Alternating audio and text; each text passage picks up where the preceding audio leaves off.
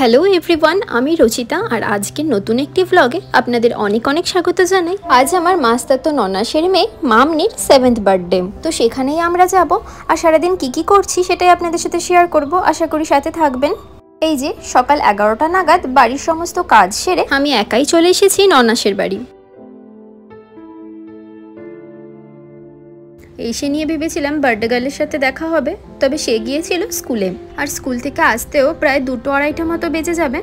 আর এই যে এদিকে শুরু হয়ে গিয়েছে রান্নার প্রিপারেশন। আর কিছুক্ষণ আগেই আমার শ্বশুরমশাই আর ননদও চলে এসেছে। জানেন তো, আমার বিয়ের পরই আমরা যখন রায়গঞ্জে ছিলাম, আর ওই সময় মামনির হয়তো 3rd বার্থডে ছিল আর ওদের ফ্ল্যাটেরও ইনোগ্রেশন ছিল, তো সেই সময় আমরা সবাই মিলে দল বেঁধে এসেছিলাম। তবে সেই সময়ও হয়তো বরমশাই আসতে পারেনি ওর ডিউটির কারণে। আর এই যে এদিকে চিলি চিকেন তৈরি হবে জন্য আগে থেকেই চিকেনটা ম্যারিনেট করে রেখে দিচ্ছে দিদি। আর একটু লাগবে মনে হচ্ছে, কম লাগছে, বড়টা হবে। আর ওইদিকে মামনির স্কুল থেকে ফেরারও সময় হয়ে যাচ্ছে, তাই আমাদের দুপুরের খাবার খেতে দিয়েই দিদি আর জিজু যাবে মামনিকে আনতে। আর আজ বার্থডে স্পেশাল জন্য স্কুল বাসে আর ফিরবে না, মা বাবার সাথেই আসবে। আর দুপুরে খেয়ে উঠে আমি একটু রেস্ট করছিলাম, আর এইদিকে দেখি রাখি এইদিকে ফ্রাইড রাইসের সবজিগুলো ভাজতে শুরু করে দিয়েছে।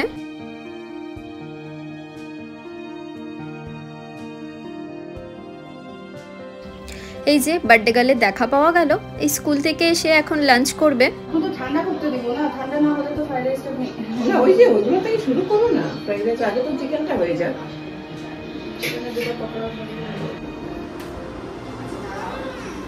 আচ্ছা ঠিক আছে, ছড়িয়ে দেবো মাছটা, বসো আর চশমাটা খুলো, ছবি তুলতে একটা ক্লিক করো।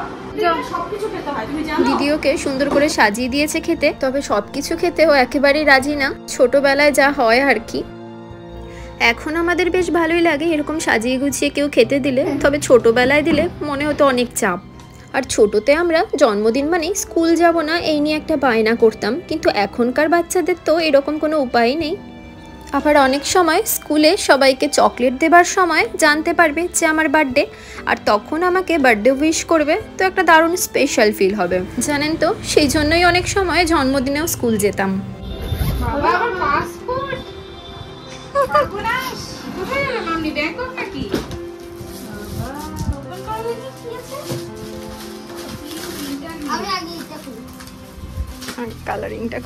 আর এই যে এইদিকে ওর মামা বাড়ি থেকে যে গিফটগুলো পাঠিয়েছে সেগুলো খুব আনন্দের সাথে খুলছে। আর বাচ্চারা এরকম কালারিং পেপারে মোড়ানো গিফট পেলে ভীষণ খুশি হয়ে যায়। কালারের ছড়াছড়ি।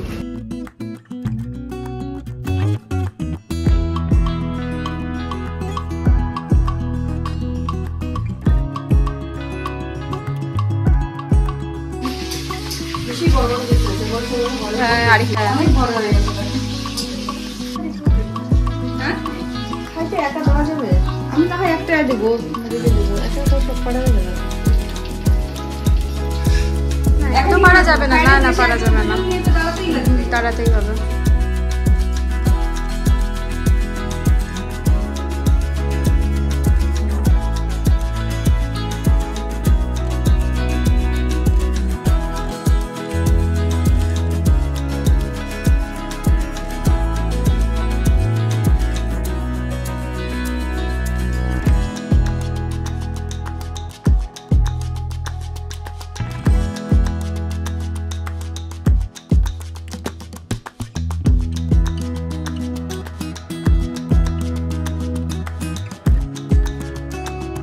এখন সন্ধে 7টে মতো সময়, গেস্ট আসারও সময় হয়ে গিয়েছে, তাই আমরা সবাই মিলে একটু টুকটাক ঘর সাজিয়ে রেডি হয়ে নিয়েছি।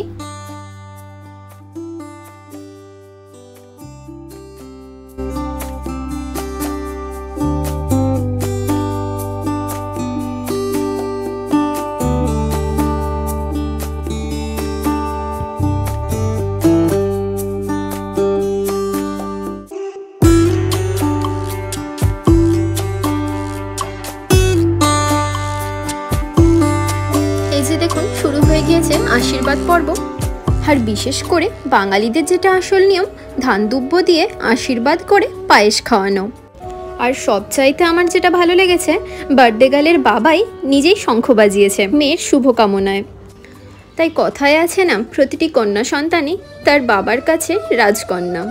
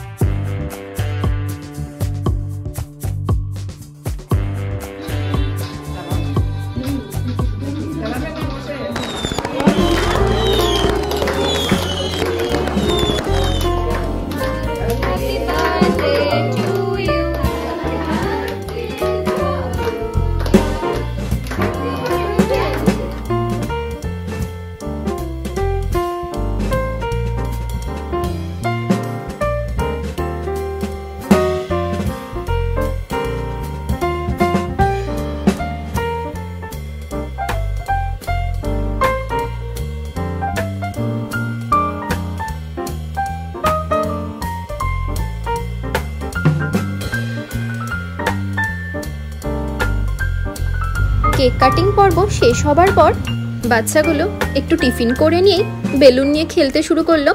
আর যেটা বাচ্চাগুলোর ভীষণ প্রিয় একটা খেলা, বেলুন পাসিং গেম। আর প্রতিটা বাচ্চাই কিন্তু বেলুন, চকলেট, কেক এগুলো ভীষণ ভালোবাসে। বাচ্চাগুলো এইভাবে নাচ, গান, খেলা করেই মজা করছে।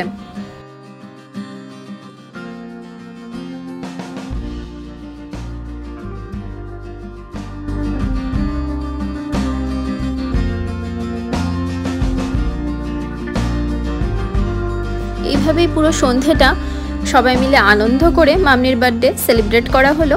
সব গেস্টরা বাড়ি ফিরে যাবার পর বরমশাইও এলো অনেকটা রাতেই, আর মামনি এইদিকে সব গিফটগুলো খুলে বসেছে। আর বাচ্চাগুলো তো সব গিফট প্যাকগুলো খুলতে ভীষণ মজা পায়। এরপর আমরাও ডিনার সেরে চললাম বাড়ি। তো আজকের মতো এখানেই শেষ করছি।